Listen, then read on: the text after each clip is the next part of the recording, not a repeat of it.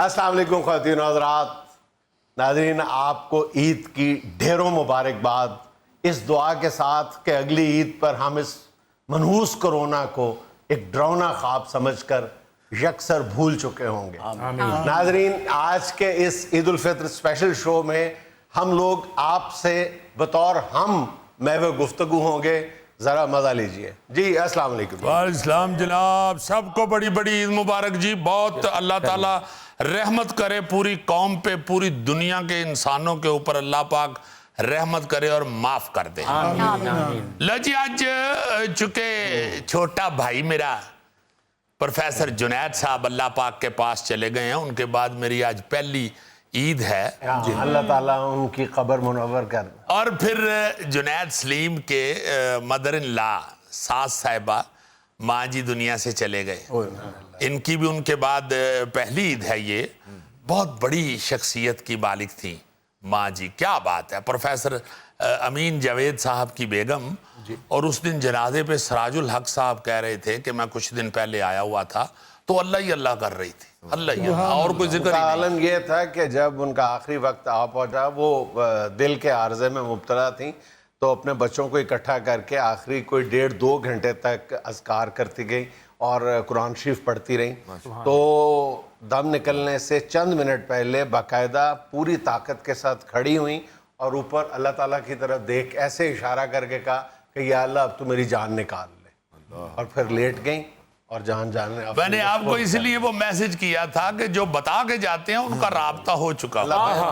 तो गुजारिश है अपने तमाम व्यूअर्स से कि इन दोनों के लिए, जुनैद साहब के लिए भी और माँ जी के लिए भी, मिसेस प्रोफेसर अमीन जावेद साहब मरहूम के लिए भी बहुत ज़्यादा दुआ कीजिए। बल्कि मैं तो ये रिक्वेस्ट करता हूँ कि इस क्राइसिस में, इस कोरोना पेंडेमिक के दौरान जिन जिन लोगों के अजीज़ व अकारब उनसे रुखसत हो गए और अगली वो दुनिया चले गए हैं, अल्लाह ताला उनके लिए अगली मंजिलें आसान फरमा दें, उनकी कब्रें मुनव्वर कर दें और उनके जो ज़ख्म हैं वो जल्द से जल्द भर जाए। जी जी, आमीन आमीन आमीन आमीन।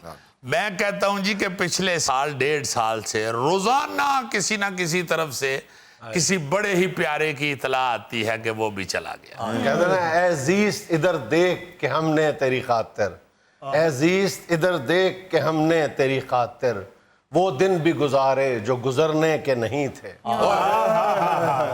वाकई बड़े मुश्किल दिन गुजर रहे हैं और गुजर रहे थे। अल्लाह ताला रहमतें कर दे, अल्लाह पाक अपना करम फरमा दे। और फिर आज चूंकि ईद है, ये सारा कुछ साथ साथ चलता है। हम चूंकि एंटरटेनर हैं, हमारी ड्यूटी है अपनी कौम को खुश करने की, इसलिए ये सारे दुख जो हैं वो घर छोड़ के आ गए हुए हैं। और आज मैं आगाज बात का इस तरह करूंगा कि आज मैं सोच रहा था कि मुझे लाहौर आए हुए 40 साल हो गए। एक्टिंग के शौक में ये जुनैद साहब के हवाले से ही मैं सोच रहा था, तो मैंने गिनना शुरू किया कि यार मुझे 40 साल हो गए। 81 में मैं आया था लाहौर और 21 है ये जी। और तकरीबन यही महीना था जब मैं लाहौर में आया था। यानी आज 40वीं सालगिरह है तुम्हारी लाहौर आने की। देखिए जरा, देखिए यार, और बड़ा लाहौर का हौसला है भाई। बड़ा हौसला है यार। ये बिच उकाड़े दे बंदे भी पा लो तो फिर वाकई बड़ा हौसला है। गुजराले दे ते सिर ते लाहौर बड़ा होया ना जी। माशाल्लाह 40 साल हो गए कर रहा हूँ कि लाहौर का इतना हौसला है कि तुम्हारे इतने बड़े टैलेंट को 40 साल तक बर्दाश्त किया और अभी कर रहे हैं। अब ये ना कहा करो, लोग कहते हैं कि ਤੁਹਾਡੇ सारे दे मुंह इको जिड्डे हो गए। सचमुच सीरियस। लोग कहते हैं तरबूजे को देख के खरबूजा, लोग कहते हैं तरबूज को देख के लोग तरबूज। ਉਹ ਬਸ ਹੀ ਭਾਈਦੇ ਨੂੰ ਵਾਣ ਇੱਕੋ ਜਿਹਾ ਹੁੰਦਾ ਹੈ। ਹਾਂ, ਜਦੋਂ ਨਵਾਂ ਨਵਾਂ ਆਇਆ ਇਹਨੇ ਤਾਂ ਮੂੰਹ ਪਹਿਲੇ ਬਟਨ ਤੇ ਮੁੱਕ ਜਾਂਦਾ, ਹੁਣ ਦੂਜੇ ਬਟਨ तक जाता है। बड़ी खुशी हुई आपको, 40 साल हो गए माशाल्लाह। जी जी, हमारे 40-40 रुपए तो बनते हैं जी। डेफिनेट बड़ी खुशी हुई 40 साल माशाल्लाह। यार सारी बातें छोड़ो, वो बाद में बात करेंगे पहले मेरे थैले के तुम सूट की तारीफ तो करो प्लीज। Thank you. क्या जो बनती है वाह। है छोटी ईद ते लिबास वड्डी ईद दे कसाई वाला पा आया है। ज़िबा करन तो बाद आला जी जी और ਤੁਸੀਂ ਗੋਗੇ ਨੂੰ ਨਹੀਂ ਦੇਖ ਰਹੇ ਜਿਹੜਾ ਭਾਈ ਰਕਸ਼ੇ ਦੀਆਂ ਬਾਡੀਆਂ ਬਣਾਉਂਦਾ ਨਾ ਉਹਦੇ ਕੋਲੋਂ ਕੁੜਤਾ ਬਣਵਾ ਲਿਆ ਸੀ। ਇਹ ਥੈਲਾ ਲੱਗਦਾ ਪਿੰਡ ਦੇ ਮੇਲੇ ਤੇ ਆਏ ਆ ਤੇ ਰਲ ਕੇ ਪੈਸੇ ਪਾ ਕੇ ਕਤਲਾਮਾ ਲਿਆ ਸੀ। भाई ਤੁਸੀਂ आप गरम मसाले का डब्बा लग रहे हो। चलो गरम मसाला अच्छा होता है कोई अच्छा होता है, अच्छा होता है। कहो आप इधर बब्बर शेर कहो बब्बर शेर लग रहे हो। है बब्बर शेर खांदा दूध ते डबल रोटी है। डाइट पे होगा बब्बर शेर। यार दुੱਧ ਤੇ ਡਬਲ ਰੋਟੀ ਸ਼ੇਰ ਦਫ਼ਤਰ ਜਾਂਦਾ ਯਾਰ। डाइट पे कद लीजिए कतरीना कैफ ना ला गए हीरो। छोड़ दो यार तुम लोग तो फौरन हसद ही शुरू कर देते नहीं हो। शेर शेर ही होता है चाहे जंगल ईद का। का दिन ने शेर वेखो ते मईए लवो बस नहीं वेखना ना वेखो फिर वेखो ओही चूहे जेड़े घरां च फिरन डे इधर लगड़ बगे वेख लवो ना वेखो शेर। यार दीदी लॉकडाउन में चिड़ियाघर बंद है। अच्छा भाईजान मैंने वैसे आज ये डिसीजन किया था कि हमारा शो जो है ना ये हंसी मजाक ठट्ठा इससे कोसों दूर बहुत संजीदगी के साथ आज हम बात करेंगे। अफगान इशू पे बात करेंगे कि अफगान पर देखो यार उसने अफगानिस्तान का नाम सुनते ही टांग पे टांग रख दी। वो देखो टांग पे टांग भी रख लिया फिर भी लग रहा है ज्यादा से ज्यादा किसी खूबसूरत खुसरे दा मैनेजर है। अच्छा भाईजान आप बता रहे हैं कि आपको 40 साल हो गए लाहौर वारिद हुए। जी हाँ ये फरमाएं कि 40 साल पहले लाहौर थिएटर का और इस पूरी दुनिया का एटमॉस्फेयर कैसा था? थिएटर की दुनिया का।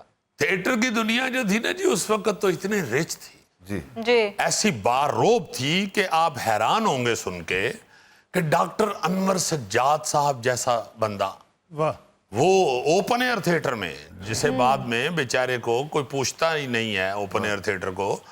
ओपन एयर थिएटर में मैंने पहला उनका ड्रामा किया था उनका लिखा हुआ। अच्छा डॉक्टर अनवर सज्जाद जी हाँ उनकी डायरेक्शन में। वाह ये एजाज की बात है बहुत। ओ हो फिर अल हमरा की तरफ आ जाएं रशीद उमर थानवी साहब ओए होए होए होए बहुत बड़ा आदमी उनको मैंने थिएटर करते हुए वहां पे देखा हुआ है। उनके साथ मुझे काम करने का एजाज हासिल नहीं हो सका मगर नईम ताहिर साहब के साथ मैंने काम किया। नईम ताहिर साहब इम्तियाज अली ताज जिन्हें बाकायदा पढ़ा जाता है सिलेबस में अनारकली जिनका ड्रामा था इम्तियाज अली ताज साहब के दामाद यास्मीन ताहिर साहिबा के हस्बैंड नईम ताहिर। मतलब इन सब लोगों को पाकिस्तानी ड्रामे का स्तून कहा जा सकता है। जी जी जी जी फिर मैं आपको बताता हूँ खड़ा था पाकिस्तान का ड्रामा। ओ हो सलीम चिश्ती साहब बहुत बड़े आदमी सलीम चिश्ती साहब वाह मतलब एक से बढ़ के एक इकबाल अफंदी मतलब इतना बड़ा डायरेक्टर जिन्होंने अमानुल्लाह खान मरहूम इंट्रोड्यूस करवाया था। अरे वाह इकबाल अफंदी साहब वाह जी वाह। और फिर आप ये सुन के हैरान होंगे पा जुनैद कि ये जो आर्ट्स काउंसिल है लाहौर आर्ट्स काउंसिल जिसका नाम है इसके चेयरमैन सूफी तबस्सुम होए होए होए होए फैज अहमद फैज वाह है जी फिर नईम ताहिर साहब डॉक्टर अनवर सज्जाद साहब ये लोग आर्ट्स काउंसिल को संभाले हुए थे। तो जीजी ये वक्त दोबारा आ सकता है या कहीं और निकल गए हम लोग? सारे उस तरह के लोग चले गए उस्ताद लोग चले गए और ये उस्ताद इसलिए कहलाए कि ये मट्टी के लोग थे। इनमें आजी इनमें इनकसारी इनमें फिर इल्म इतना भरा हुआ था कि ओए होए। अच्छा जाहिर है कि इस बंदे की मौजूदगी में तो मेरे लिए बड़ा मुश्किल है मैं ये कहूँ बल्कि अदम मौजूदगी में भी बहुत मुश्किल है मैं ये कहूँ लेकिन पाकिस्तानी स्टेज को एक नई तरह देने में एक नया बिल्कुल आहंग देने में एक नया रंग देने में जी। मेरा ख्याल है कि जो टॉप के 2-3 लोग हैं उसमें बदकिस्मती कह लो कि इस बंदे का भी बहुत बड़ा किरदार। क्यों नहीं? बहुत क्यों बड़ा नहीं? किरदार। बदकिस्मती से क्यों जी मेरी एक लत वड्डी ते एक छोटी है या मेरे कान दी पली चीरी वजह भी तो को होवे ना पता तो लगे कादी के ड्रामे दे पैसे गवा लेंदे सो तुसी या मैं थथा मां क्यों बदकिस्मती बन और ठहर तो जाओ मैं तुम्हें बताता हूँ कि मेरी बदकिस्मती क्या है। जब मैं अपने सहाफती फराइज की अंजामदही के लिए जद्दा में होता था अरब न्यूज में जाहिर है वहां पे पीटीवी तो आता नहीं था उन दिनों में तो स्क्रीन पे कोई पाकिस्तानी चेहरा ही नहीं नजर आता था तो देखने के लिए मेरे जैसे बंदे के लिए वाहिद चीज जो थी वो इसके ड्रामे हुआ करते शुरू से जो फैन मैं आप। बहुत शौक शौक से देखता था। अच्छा, और या लोग वहां पे मूवीज देखते थे, उनमें मेरी कोई दिलचस्पी नहीं थी। ड्रामे पाकिस्तानी होते थे, वो भी मैं ज्यादा शौक से नहीं देखता था।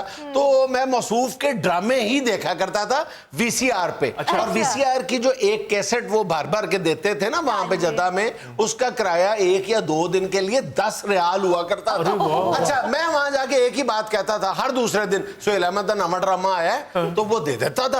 अच्छा, उसने देखा कि यार ये सिर्फ सुहेल अहमद के ड्रामे ही देखता है, उसने 3-4 दिन के बाद वही पुराना ड्रामा ही दे देना, हाँ जी नवा आया है लो।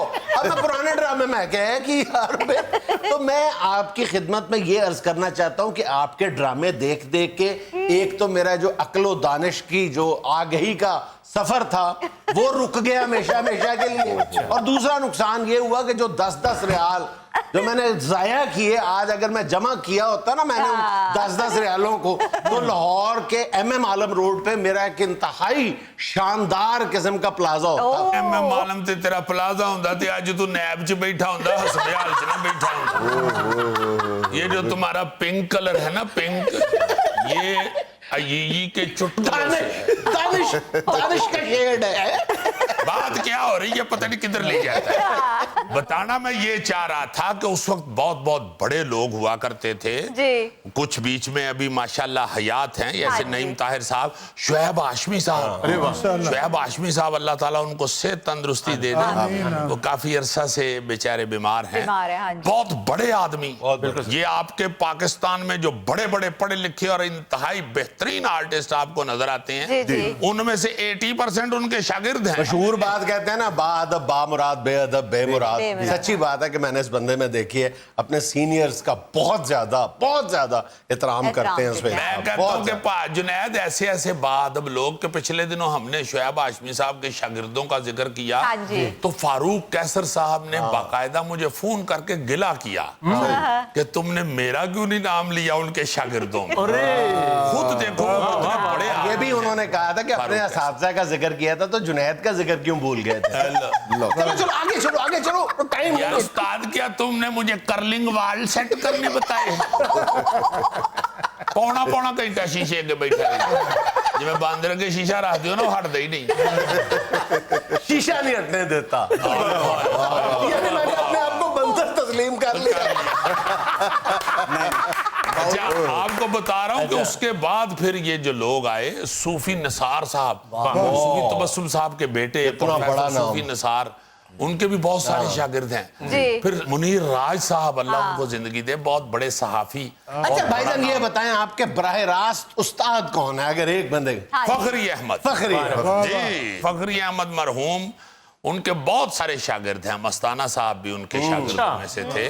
अमानुल्लाह खान साहब भी। हाँ, अमानुल्लाह खान साहब हमेशा ये कहते थे कि उस्ताद मेरे फखरी अहमद साहब। अच्छा, फखरी साहब के साथ कोई दिलचस्प वाकया सुना। मैं कहता हूं कि इतना दिलचस्प बंदा ईमान से होना ही नहीं को रहा है। उस्तादों के उस्ताद थे, फखरी अहमद साहब उस्तादों के उस्ताद थे। हमारा नंबर तो बहुत पीछे आता है। नहीं, तुम्हारे साथ वो बहुत प्यार करते थे। ये जब भी गुजरता था ना उनके सामने, इतने वो बारीक आदमी थे बाखुदा, इसको वो बाकायदा कहते होते थे, ओए ले दे जाएगा। देसी आदमी थे, टैलेंटेड देसी आदमी थे, पहलवान आदमी अच्छा, थे। वाकया सुनाओ ना उनके साथ। वाकये तो बहुत सारे हैं उनके, तुम ब्रेक ले लो ना, पहले ब्रेक के बाद सुनाता हूँ। नाज़रीन, यहाँ मुझे लेना एक छोटा सा वक्फा, हाजिर होते हैं चंद लम्हों बाद। प्रैक्टिकल जोक करता ही वो है जिसके अंदर शरारत होती है। मैं कहता हूँ जी कि ओरिजिनल सही कॉमेडियन आदमी है उमर शरीफ, जेन्युइन कॉमेडी। वो होटल वाला क्या मामला? उनके मैनेजर को बुला के कहा कि ये आपका 5 स्टार किस बात का होटल है जी? उन्होंने कहा क्या हुआ है? कहते हैं इधर एक बंदा आके सालन बेचता है।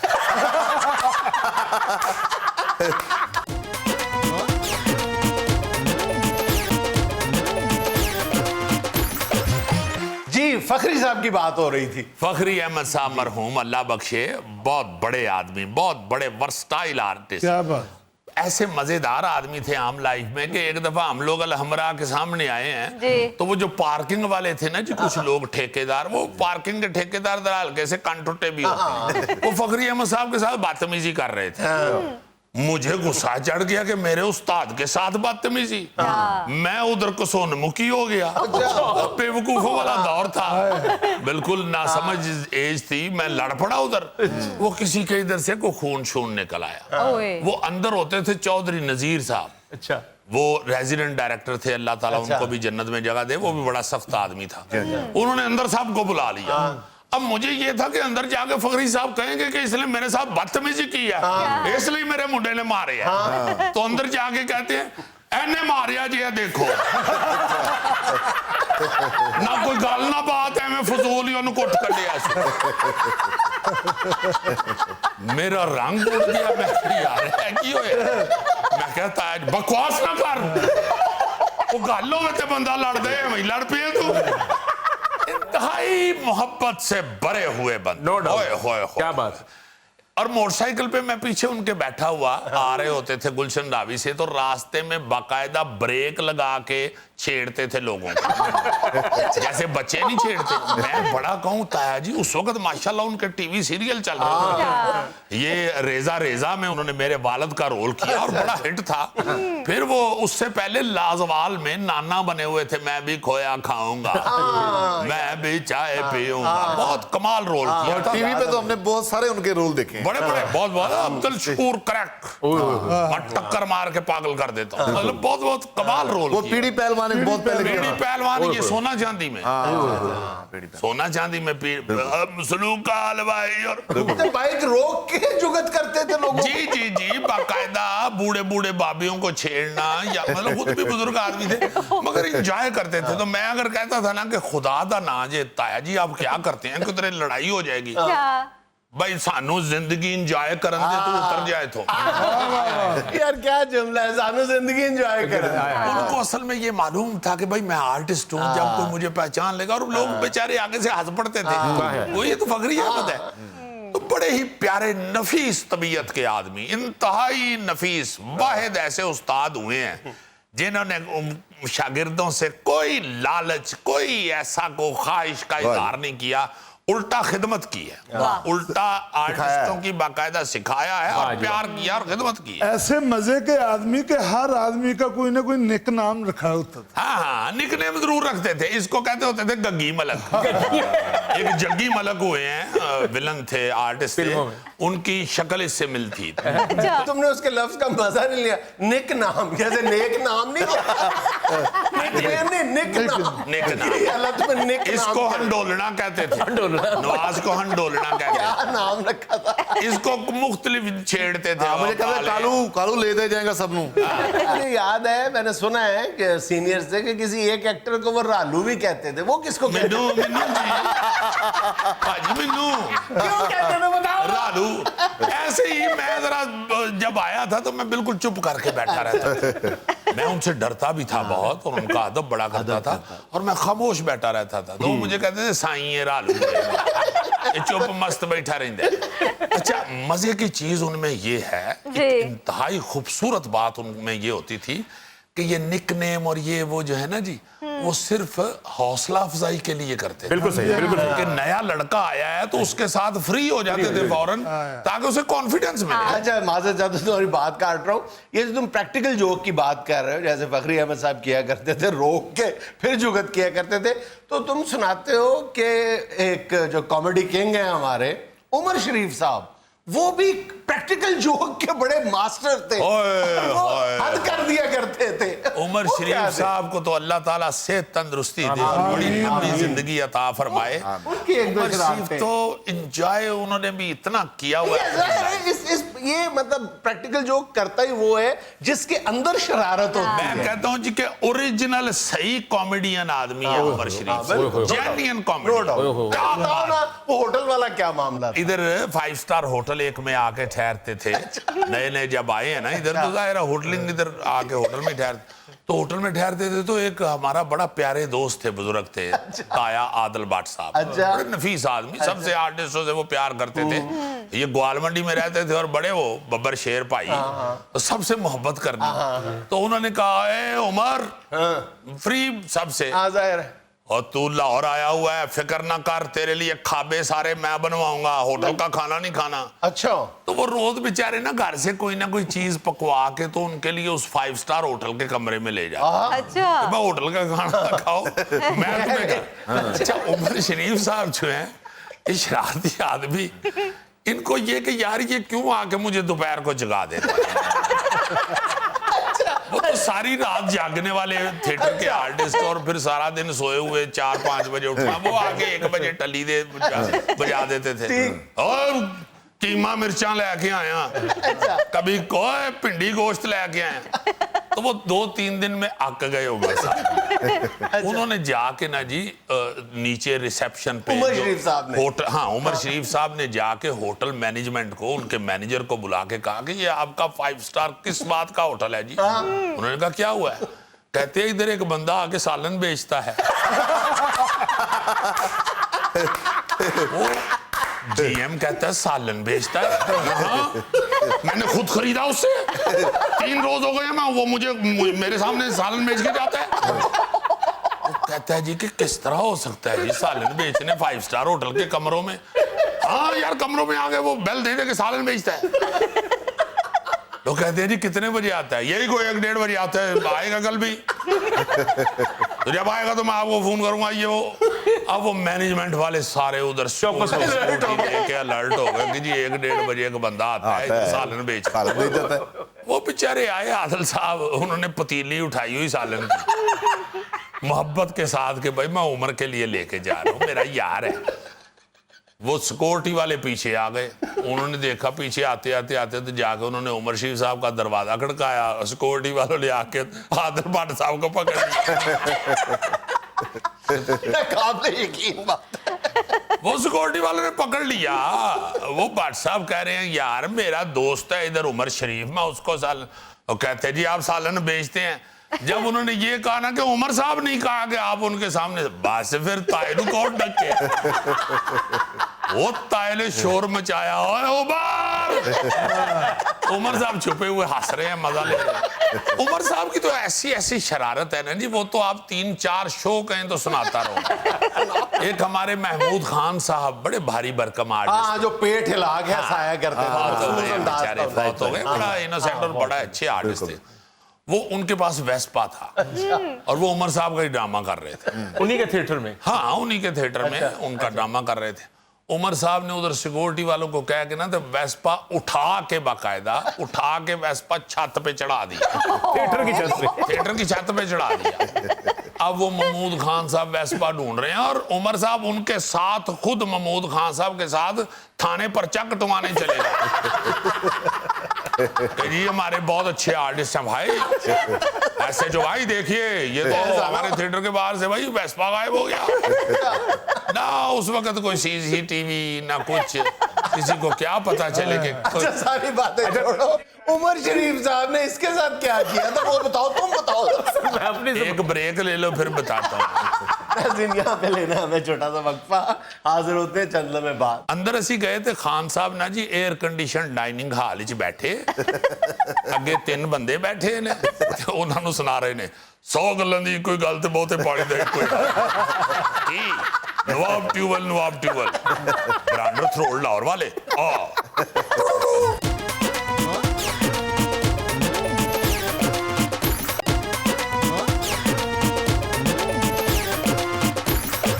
हाँ जी, बताएं जी क्या किया था उमर साहब ने नवाज के साथ? नवाज अंजुम साहब ड्रामा करने के लिए गए हैं कराची उमर शरीफ जी, साहब। बहादराबाद अंबर ऑडिटोरियम में। हाँ जी, बहादराबाद में अनवर ऑडिटोरियम में। पहले भाई को शहर छोड़ा भी आपने? कोई भी नहीं, कोई भी नहीं। जहाँ ड्रामा नहीं मिला वहां जाके को कपड़े के टोटे बेच आए। समंदर के जजीरों में भी गया है, ड्रामा नहीं मिला तो खाली करके वापस आ गया। ला जनाब, उधर कराची उमर साहब ने बड़ा दाद शाद दे के कि क्या बात है, बहुत अच्छे आर्टिस्ट हो भाई, तुम्हें उधर कराची चांस दूंगा। ओ, एक उमर शरीफ साहब के साथ बड़ा ड्रामा नाम करना, ये भी बड़ा खुश बेचारा बकरा किस्तों पे। गया। इसको बड़ा प्रोटोकॉल भी दे रहे हैं ये वो। अच्छा, शो का आखिरी दिन था, इसकी आगे कोई कमिटमेंट थी। अब बेचारा जो आर्टिस्ट, बड़ा आर्टिस्ट को तो उमर साहब के लेवल के परवाह नहीं ना होती, आगे पीछे भी हो सकता है।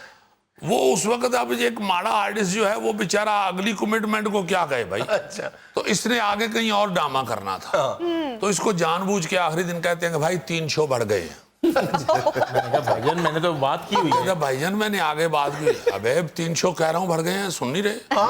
अरे भाईजान आगे मैंने कमिटमेंट की हुई है, मैंने एडवांस भी लिया हुआ है। अबे तेरे एडवांस की ऐसी की तैसी।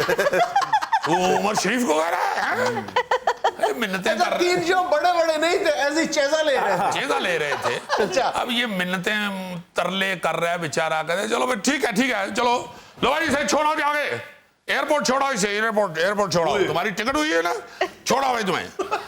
अब वो MQM का एक उस वक्त बड़ा खौफ, अरूज का दौर था। अच्छा। अब वो जो लेके जा रहे थे बंदे, उनको कहीं छुप के उन्होंने बता दिया कि इसके साथ क्या करना है। उन्होंने गाड़ी में बिठाया और चल पड़े। रास्ते में उन्होंने कहा कि भाई एयरपोर्ट नहीं लेकर आ रहे तुम्हें लालू खेत लेके जा।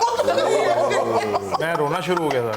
अब ये आहिस्ता आहिस्ता तो कहते जी आप कौन साहब, यार मैंने एयरपोर्ट जाना है। उमर साहब ने कहा भाई उमर साहब को जोड़ो तुम, अब तुम MQM के हत्थे चढ़ गए हो। अब MQM जाने और तुम जानो, उमर भाई का मसला खत्म। उमर भाई ने हमारे आगे दे दिया तुझे। अब ये बेचारा ऊंचा ऊंचा रो रहा है, मिन्नतें उनकी कर रहा है, हाथ जोड़ रहा है, पता नहीं क्या क्या कर रहा है। मैंने कहा लाश तो मेरी घर पहुंच जाएगी। वो नहीं बात आ रहे, वो पक्के होके उमर साहब ने उनको कहा हुआ था बिल्कुल। अक गया जब ये रो के बेचारे का हशर हो गया, तो उन्होंने फोन मिला के भाई उमर भाई से बात कर लो। इसने कहा उमर साहब देखिए, अब बता 3 शो से ज्यादा करनी है कि नहीं। ऊंचा ऊंचा हंसना शुरू हो गया और इसको प्यार श्यार किया, इसको कहा जाओ यार एयरपोर्ट छोड़ के आओ ध्यान से भाई, नवाज साहब को कोई तकलीफ नहीं होनी चाहिए। बाकी कौन सी तकलीफ रह गई। उमर शरीफ साहब एक मजेदार आदमी, शरारती। हाँ। और मैं आपको एक बात बताऊं, सारे बड़े लोग जो थे ना जी उस वक्त, वसीम अब्बास साहब ऐसा जॉली बंदा, मैंने वाकया सुनाना वसीम अब्बास साहब से अच्छा किसी को नहीं देखा। वाकया कोई भी एक फन है। वसीम अब्बास कोई साहब कोई वाकया बात एक बंदा सुनाते, बिल्कुल उसमें से हवा निकाल देता है और एक दूसरा आदमी वाकया सुनाता है, जान डाल उसको जान डाल देता है। मैं कहता हूँ जी कि ऐसा वाकया, ऊपर से माशाल्लाह इतनी मोटी आंख, ऐसे एक्सप्रेशन। और वसीम अब्बास साहब इसी तरह पूरे जॉली, शरारतें मजे की कर रहे हैं, हर चीज हो रही है। अच्छा यार, वो उन्होंने भी तो कहा था ना किसी को कि जाओ वो मेरी बीवी से वो लेके आओ सामान, वो क्या वाकया था वसीम अब्बास साहब? से कहीं लड़ लुड़ के आ गए ना, अक्सर घरों में हो जाता है जिस तरह, ऐसे ही नाराज। तो अब घर पे रोब डालने के लिए ना, बाजी पे भाभी पे रोब डालने के लिए ये 1-2 लड़कों को उधर तमासील में कहते हैं कि जाओ भाई जाके घर जाओ और बेल दे के तो अपनी भाभी से कहना कि वसीम साहब के 3-4 सूट दे दें और 2-3 जूते दे दें, उन्होंने अब घर नहीं आना।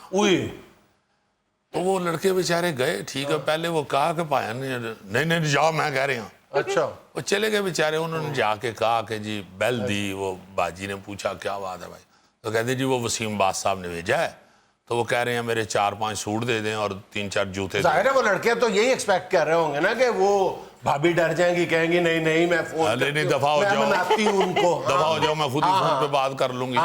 तो जब उन्होंने कहा लड़कों ने, तो कहते हैं कि ठहरो जरा, तो वो नॉर्मली अंदर चली गई। अच्छा, भाभी ने कुछ देर बाद, वो वसीम साहब ऊपर वाले पोर्शन में रहते थे, नीचे अम्मी अब्बू रहते थे। अच्छा। तो भाभी ने ऊपर से खिड़की खोली तो इतनी बड़ी गठड़ी ना जिसमें कोई 70-80 सूट थे बांधे हुए, वो खिड़की में से ऊपर से ऐसे नीचे गाड़ी, और उसके बाद एक बड़ा सा थैला जूतों का भी नीचे, ले जाओ भाई बंद कर। वो लेके लड़के गए हैं, तो वसीम साहब सिर्फ देख के ही तो हंस के लेट गए। वसीम अब्बास साहब ने कहा होगा यार तुसी कैसे गलत कर चले गए। बड़े मजेदार आदमी वसीम साहब, अल्लाह ताला उनको जिंदगी से तंदुरुस्ती दे और हमारे सरों पे सलामत रखे। बड़े नफीस इंसान। किंग ऑफ कॉमेडी अमानुल्लाह मरहूम के साथ सब तुम तो पूरी मतलब एक डायरेक्टरी हो, डिक्शनरी हो, तुम तो पूरी किताब हो अमानुल्लाह साहब की। हाँ, सारा सुबह शुरू हो तो मेरा ख्याल एक साल खत्म हो जाएगा। जी जी जी, दोस्त भी, हर चीज। मैं आपको अर्ज करता हूँ ना जी कि इन लोगों को मैं जब आया था तो मैंने जब तक डायरेक्शन नहीं शुरू की थिएटर पे, बाखुदा मैं खामोश बैठा रहता, मैं इन लोगों को वॉच करता, मैं इन लोगों को देखता था। क्या बात है। मुझे किसी ने ये बताया था, हजरत अली का कौल, कि चुप रहने वाला सीखता है, पाता है, चुप रहने वाला पाता है, बोलने वाला खो देता है। अमानुल्लाह खान साहब जो है ना, वो सारे उनके साथ बड़े प्यारे रहे हुए हैं, बड़ा प्यार किया हुआ है सबने जी। मगर ये सबको पता है कि मेरे साथ उनका एक तुम्हारा तो खास एक मोहब्बत का रिश्ता था। और मैं ये समझता हूं कि अमानुल्लाह खान ने सारी जिंदगी कॉमेडी लोगों में ऐसे बांटी है जैसे दाता साहब नहीं लंगर बांट रहे, इस तरह उन्होंने कॉमेडी बांटी है। खूबसूरत बात। और जहां जाके भी वो बैठा है उसने चार चांद लगा दिए। और अमानुल्लाह खान को बनाने वाला अल्लाह ताला। मैं ये हल्फन आपको बता रहा हूं, मेरे डायरेक्शन में उन्होंने अल्हम्दुलिल्लाह सुपर हिट ड्रामे किए हुए हैं। बल्कि उनको वो खुद कहा करते थे कि मैंने पट्टी जैसा रोल सारी फिर डबल सवारी में, फिर सवा शेर में, कैचअप में, हर वाला रोल तो वो हो। हाँ जी हाँ जी, एक लुडी है जमालो था। ओ हो मैं कहता हूं जी कि ऐसा रोल जो था, मैं बाखुदा मुझसे बर्दाश्त ही नहीं था होता स्टेज के ऊपर देखना, बर्दाश्त ही नहीं था होता। वो जिसमें इलेक्शन भी लड़ते थे, लुडी अजमालो, उसमें बाबा इलेक्शन लड़ता है। नहीं, लुडी अजमालो वो था जिसमें मैं उनको खरीद के ले आता हूं। बाबे को जमीन की वजह से खरीद के ले आता हूं। उसका नाम पहले था बाबा 10 लाख तो मैंने उसका नाम लुडी हेजमालो रख के, डायरेक्शन मेरी थी और जमील बिस्मिल साहब का वो रूम की वो बातें सुनाओ ना जो लोगों ने नहीं सुनी, हमने भी नहीं सुनी। वो मैं वही बताने लगा हूं कि अमानुल्लाह खान जो है ना जी, वो एक बड़ा मजेदार आदमी, बड़ा प्यारा और इंतहाई इनोसेंट। ये बारहा दफा मैं बता चुका हूं कि हर एक से मोहब्बत करने वाला, अपने सारे पैसे बांट के घर जाता था। तो अमानुल्लाह खान साहब वो ये जो है ना इर्द गिर्द की मुश्किलात, उसको इतनी रिहर्सल हो गई हुई थी कि हंसा देता था। बोले एक दफा हमने अलहमरा देखा कि भाभियां दोनों आ गईं और वो लड़ना शुरू हो गईं और खान साहब को भी कोस रही हैं और एक कह रही है कि मैं इधर गाड़ी को आग लगा दूंगी यार, कुछ और हला हुई है। अल्लाह ताला जन्नत में जगह दे खान साहब को। तो मरहूम मकसूद मत्तू स्टेज मैनेजर वो आए और अंदर से, और उन्होंने आके गुस्से में आके झाड़ा झूड़ा और कहा कि ये क्या तमाशा आप लोगों ने लगाया हुआ है। तो वो उसी लड़ाई झगड़े में ना खान साहब दौड़ गए बाहर की तरफ। अच्छा। दोनों को कहेंगे ना कि तुसी लड़ो, तुसी नहीं मुड़ना, तो मैं आज बस थले ही आ जाना है। ये कह के वो बाहर माल रोड की तरफ दौड़ गए। अब वो सारे छुड़ा रहे हैं ये वो, तो खान साहब अकेले दौड़ गए। तो वो ऊपर से वो मत्तू साहब निकले, उन्होंने गुस्से में भाभियों को कहा कि मत करें खुदा के वास्ते बाजी, की तमाशा कर लाया ये। वो खैर लड़ाई शड़ाई सारी खत्म हुई। तो एकदम मत्तू साहब कहते हैं कि यार उन्होंने तो देखो किधर गया जे अमानुल्लाह, सच्ची मुची ना बस थले आ गया हो। तो मैं और नईम कश्मीरी, नईम मोटू, हम लोग दौड़े पीछे के, वाकई यार उन्होंने तो देखा। तो हमने बाहर जाके ना माल रोड पे वो चौकीदार से पूछा कि अमानुल्लाह खान साहब किधर गए हैं। तो उसने इशारा किया जी इधर गए हैं, अवारी होटल की तरफ। तो हम उधर को गए, अवारी होटल के गेट वालों से पूछा, सबको पता था। उन्होंने कहा जी अंदर चले गए। अंदर असी गए थे, खान साहब ना जी एयर कंडीशन डाइनिंग हाल च बैठे, अगे 3 बंदे बैठे ने ते खान साहब बैठे ने ते उन्होंने सुना रहे ने 100 गल्लां दी कोई गल ते बहुते पानी दे कोई नवाब ट्यूबल ब्रांडर थ्रोल लाहौर वाले